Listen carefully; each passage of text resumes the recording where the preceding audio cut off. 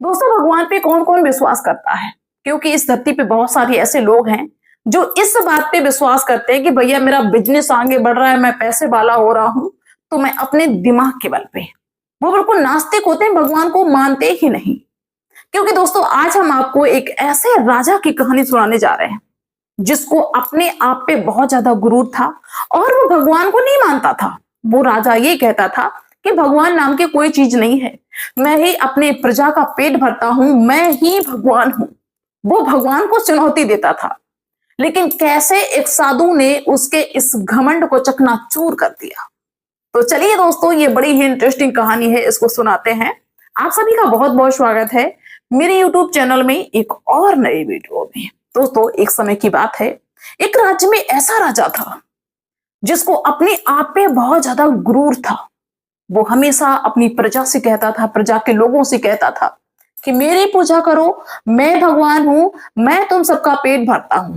दोस्तों, बहुत सारे ऐसे लोग थे जिनको राजा की बात अच्छी नहीं लगती थी, लेकिन फिर भी भाई मजबूरी में माननी पड़ती थी। राजा की बात नहीं मानेंगे तो राजा तो फांसी चढ़ा देंगे। लेकिन कुछ लोग राजा को भगवान मानते थे, कुछ लोग नहीं मानते थे, लेकिन सब चलते थे राजा के हिसाब से। लेकिन दोस्तों, उसी राज्य में एक ऐसे पंडित जी थे जो हमेशा भगवान की पूजा पाठ करते थे। तो जब उनको पूजा पाठ करते हुए कुछ लोग देखते हैं तो राजा के पास में सूचना भिजवाते हैं कि महाराज जी, आपने तो कहा है कि इस राज्य का जो भगवान हूं मैं ही हूं, मैं सबका पेट पालता हूं, भगवान की कोई पूजा नहीं करेगा, कोई अपने घर में मूर्ति नहीं रखेगा, सब लोग अपने घर में हमारी मूर्ति रखो। लेकिन एक पंडित जी हैं, वो भगवान की पूजा करते हैं, वो शिव शंकर की मूर्ति रखे हैं, वो विष्णु भगवान की मूर्ति रखे हैं। दोस्तों, राजा ने जब ये बात सुनी, राजा को बहुत ज्यादा गुस्सा आ गया कि अरे, ये पंडित जी, इनका दिमाग खराब है क्या? इनको क्या हमारे बारे में मालूम नहीं है?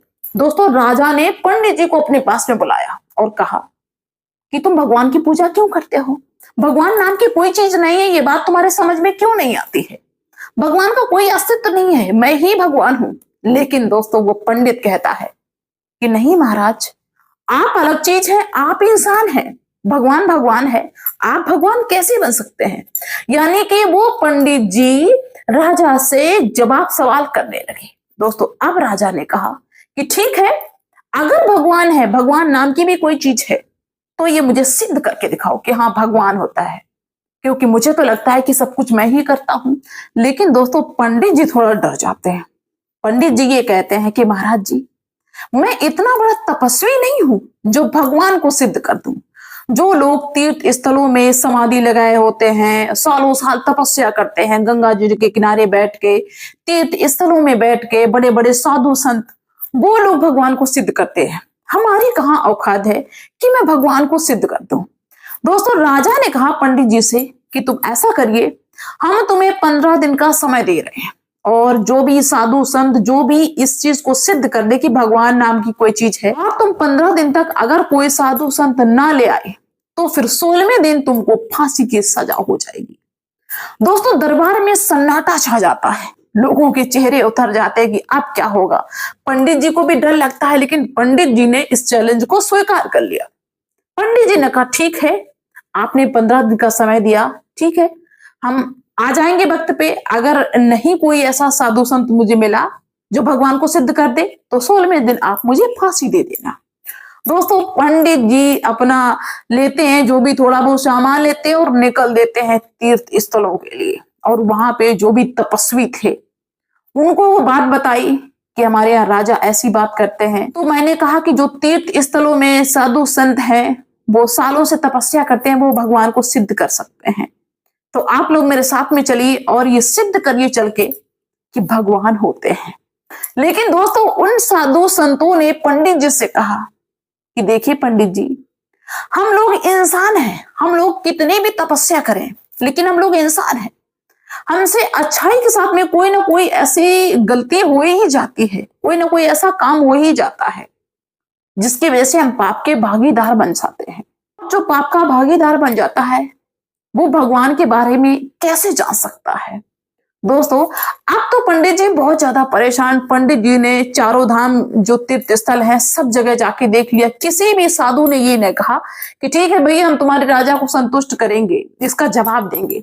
पंडित जी गंगा के किनारे पहुंच जाते हैं, घाटों पे, जहां जहां पे उनको उम्मीद थी कि यहाँ पे कोई साधु संत मुझे मिलेगा, बड़ा पहुंचा हुआ, जो इस बात को सिद्ध कर देगा कि भगवान है। लेकिन दोस्तों, ना किसी तीर्थ स्थल पे कोई साधु संत तैयार हुआ, ना गंगा के किनारे बैठा हुआ कोई साधु संत तैयार हुआ पंडित जी के साथ चलने के लिए और इस बात को सिद्ध करने के लिए। दोस्तों, 14 दिन का समय बीत गया। अब पंडित जी बहुत ज्यादा परेशान कि महाराज ने सिर्फ 15 दिन का टाइम दिया था और 16वें दिन मुझे फांसी हो जाएगी। अब मैं करूं तो करूं क्या, मेरे कुछ समझ में नहीं आता है। दोस्तों, अब जो पंडित जी थे वो ये सोचते हैं कि अब तो बस हम मरने का इंतजार कर रहे हैं, अब तो मुझे बस मरना ही होगा और इसके आगे कोई उपाय नहीं है।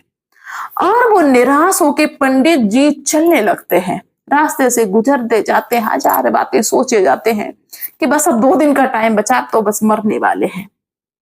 दोस्तों, रास्ते में क्या होता है कि पंडित जी थक जाते हैं। जब वो अपने राज के लिए वापस हो रहे थे, पंडित जी थक जाते हैं तो सोचते हैं कि कहीं पे बैठ जाऊं और थोड़ा सा आराम कर लूं। तो दोस्तों, इसी विचार से पंडित जी क्या करते हैं कि थोड़ी दूरी पे चलते हैं। एक पेड़ नदी के किनारे था, बड़ी ही शीतल छाया थी।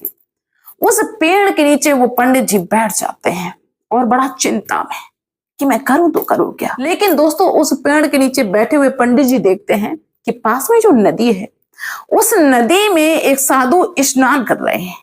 और स्नान करने के बाद में क्या होता है कि वो साधु बाहर निकलते हैं और स्नान किए हुए शरीर में फिर से जो मिट्टी है उसको लगा लेते हैं, पूरे शरीर में मिट्टी लगा लेते हैं। भाई, पंडित जी को बड़ा आश्चर्य हुआ कि ये साधु कैसे, इनका दिमाग सही नहीं है क्या? बताइए, अब ये नहा के निकले, तुरंत मिट्टी इन्होंने फिर लगा ली। ये कौन सी बात हुई? अगर मिट्टी लगानी थी तो नहाने की जरूरत क्या थी? पंडित जी को ये बात बिल्कुल भी समझ में नहीं आ रही थी और पंडित जी को हंसी भी आ जाती। टेंशन में थे पंडित जी, लेकिन फिर भी हंसी आ जाती है साधु के इस कार्य को देख के। लेकिन पंडित जी ने सोचा कि इनसे पूछेगी जरूर कि भाई, तुमने इतनी मेहनत काय को करी नहा के, जब तुमको मिट्टी लगानी थी।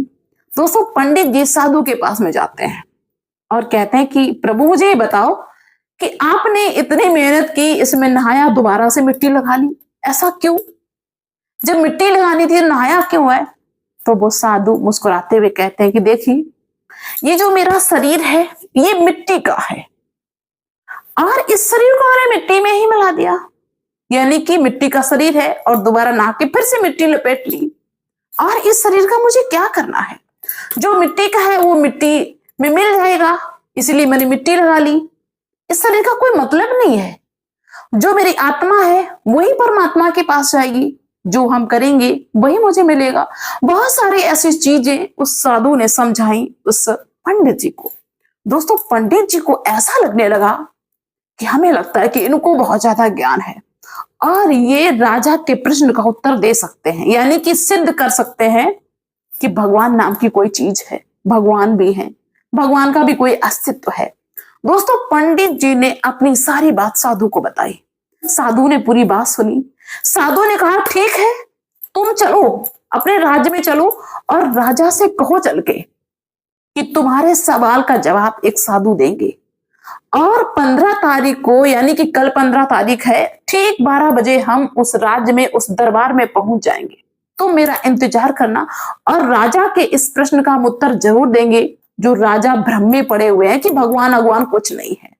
दोस्तों, अब तो भाई जो पंडित जी थे बहुत ज्यादा खुश कि चलो ये अच्छा रहा, कम से कम मेरी जान बची और ये अब राजा को बढ़िया तरीके से समझा देंगे, क्योंकि ऐसी ऐसी बातें बता रहे जो मेरे को समझ में नहीं आ रही, तो राजा पगला जाएंगे, खुद ही राजा को समझा देंगे। दोस्तों, पंडित जी खुशी खुशी राज में अपने चल देते हैं और सबसे कह देते हैं, राजा तक भी सूचना भिजवा देते हैं, कल महाराज जी एक लोग आएंगे, साधु जी, और वो इस बात को सिद्ध करेंगे कि भगवान है। दोस्तों, अगले दिन भाई दरबार लगता है, सभी लोग बहुत ज्यादा एक्साइटेड कि भाई देखिए कौन सा साधु आएगा और क्या सिद्ध करेगा, कैसे इसको बताएगा।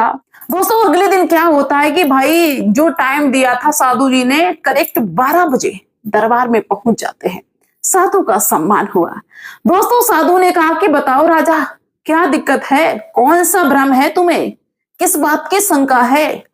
तो वो राजा कहते हैं कि प्रभु, मुझे बस यही शंका है कि जैसा कि मेरे राज्य में लोग हैं, इनका पेट हम भरते हैं, लेकिन ये पंडित जी हैं, ये कहते हैं कि हम इन जो प्रजा में जो भी कोई खाता पीता है रहता है तो वो सब भगवान करते हैं, भगवान सबका पेट पालते हैं। लेकिन मुझे नहीं लगता है कि भगवान नाम की भी कोई चीज होती है। अगर भगवान है तो इसको सिद्ध करो कि भगवान कहाँ है, कैसे है। दोस्तों साधु मुस्कुराते हैं और राजा से कहते हैं कि पहले तो आप मुझे मेरे प्रश्न का उत्तर दो कि जो प्रश्न करता है वो बड़ा होता है या जो प्रश्न का उत्तर देता है वो बड़ा होता है। दोस्तों राजा ने कहा कि जो प्रश्न का उत्तर देता है वो बड़ा होता है। तो फिर साधु ने कहा तो फिर ऐसा करिए कि हम आपके प्रश्न का उत्तर देंगे, इसके मतलब हम बड़े होंगे।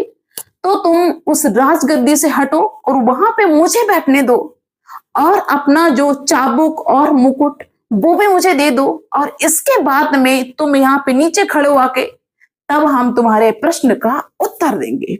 दोस्तों राजा ने कहा कि इसमें कौन सी बड़ी बात है। दोस्तों राजा ने वो गद्दी अपनी छोड़ दी और कहा कि लो मुकुट पहनो, और जो चाबुक था वो दे दिया। क्या होता है कि साधु राजगद्दी पे बैठ जाते हैं। जब दोस्तों साधु राजगद्दी पे बैठ गए तो साधु ने मुस्कुराते हुए कहा कि देख लिया भगवान है कि नहीं है।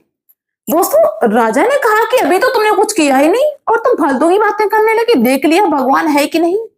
दोस्तों साधु ने कहा कि अभी तक तुम राजा थे लेकिन अब हम राजा बन गए। अब तुम गरीब बन गए हो और हम राजा बन गए हैं तुम्हारी आंखों के सामने। यही भगवान है, यही भगवान करा देते हैं 1 मिनट में। 1 मिनट पहले तुम राजा थे और 1 मिनट बाद तुम गरीब हो गए। दोस्तों राजा ने अपने मंत्रियों से कहा कि अरे इसको पकड़ो, ये बाबा कहां से आया, बेवकूफी की बात कर रहा है। लेकिन दोस्तों साधु ने कहा कि जिसके सर पे मुकुट होता है, जिसके हाथ में चाबुक होता है, वही राजा होता है और उसी की आज्ञा का पालन होता है। अब कोई भी मंत्री तुम्हारे हिसाब से नहीं चलेगा, क्योंकि इस समय वर्तमान में हम राजा हैं, जितने भी मंत्री हैं वो मेरी बात को मानेंगे। दोस्तों राजा चुपचाप खड़ा रह जाता है। दोस्तों अब क्या होता है कि जो वो साधु राजा बने हुए थे उन्होंने सिपाहियों को आदेश दिया कि जाओ इस आदमी को पकड़ लो और इसको 100 कोड़े लगाओ और इसको जेल में बंद कर दो, क्योंकि इसने राजा से बगावत की है, बिना वजह की बात कर रहा है, बहस कर रहा है राजा से। दोस्तों सिपाही भाई जैसा आदेश मिला राजा का, सिपाही चल देते हैं और राजा जो नीचे खड़े हुए थे उनको पकड़ लेते हैं 100 कोड़े मारने के लिए। लेकिन दोस्तों जो राजा नीचे था वो हाथ जोड़ने लगता है कि महाराज जी मुझे माफ कर दो, मुझसे गलती हो गई। दोस्तों साधु फिर से मुस्कुराते हुए कहते हैं राजा से कि देख लिया, पल में तुम्हारा समय बदल गया और पल में मेरा समय बदल गया। जो पल में किसी का भी समय पलट दे वही भगवान होता है। जो असंभव को संभव कर दे वही भगवान होता है। जो संभव को असंभव कर दे वही भगवान होता है। दोस्तों राजा को सब कुछ समझ में आ जाता है और राजा हाथ जोड़ के खड़ा हो जाता है साधु के सामने कि मुझसे गलती हो गई, मैं अहंकार में डूबा था, मुझको ऐसा लग रहा था कि सब कुछ मैं ही करता हूं। दोस्तों साधु ने कहा कि अगर भगवान की मर्जी नहीं होगी तो प्रजा की तो बात छोड़ो, तुम्हारे मुंह में भी निवाला एक नहीं जाएगा। अगर इतना राजपाट होते हुए भी अगर तुम्हारे मुंह में निवाला जा रहा है तो भगवान की कृपा है, भगवान की मर्जी है। लेकिन तुम कहते हो कि भगवान नाम की कोई चीज नहीं है। दोस्तों अब तो राजा साधु के पैरों में गिर जाता है और बार बार माफी मांगता है। और साधु कहते हैं कि देखिए हम तुम्हारा कोई राजपाट लेने नहीं आए हैं, हम तो साधु सन्यासी ठहरे, सिर्फ तुमको दिखाना चाहते थे, सबक सिखाना चाहते थे कि पल में किसी का भी समय बदल सकता है और ये कर सकते हैं सिर्फ भगवान। भगवान किसी को दिखाई नहीं देते हैं, लेकिन जो हमारे आसपास जो भी हो रहा है वो सब भगवान की मर्जी से हो रहा है। दोस्तों साधु क्या करते हैं कि उस राजगद्दी को छोड़ देते हैं और बाकायदा सम्मान के साथ में राजा को राजगद्दी पे बिठाते हैं, मुकुट पहनाते हैं और कहते हैं कि मेरा कोई ये इरादा नहीं कि तुम्हारा राज हड़पने आए, वो तो सिर्फ तुमको सबक सिखाने के लिए आए हैं। दोस्तों उस दिन से राजा की आंखें खुल जाती हैं और दोस्तों राजा बड़ा ही न्यायप्रिय हो जाता है, सभी के साथ में अच्छा व्यवहार करता है। राजा को बहुत कुछ समझ में आ जाता है कि हम तो फालतू का ही घमंड किए जा रहे हैं। और राजा पूजा पाठ भी करता है और अपने पूरे राज्य में सबसे कहता है कि सभी लोग पूजा पाठ करिए, सभी लोग भगवान को मानिए। तो आप लोग क्या कहना चाहेंगे इस स्टोरी पे मुझे कमेंट्स के थ्रू जरूर बताना। मिलते हैं नेक्स्ट वीडियो में, तब तक के लिए बाय सभी को।